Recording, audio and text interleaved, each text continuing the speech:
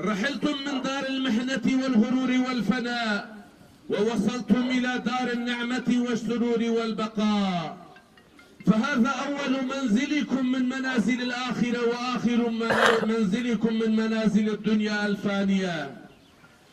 فالآن ينزل عليكم الملكان المقربان من ملائكة الرحمن، فلا تخافوا منهما ولا تحزنوا عنهما، فإنهما عبدان مأموران سائلان عنكم قائلان لكم: من ربكم ومن نبيكم وما دينكم وما إمامكم وما قبلتكم ومن إخوتكم ومن إخواتكم؟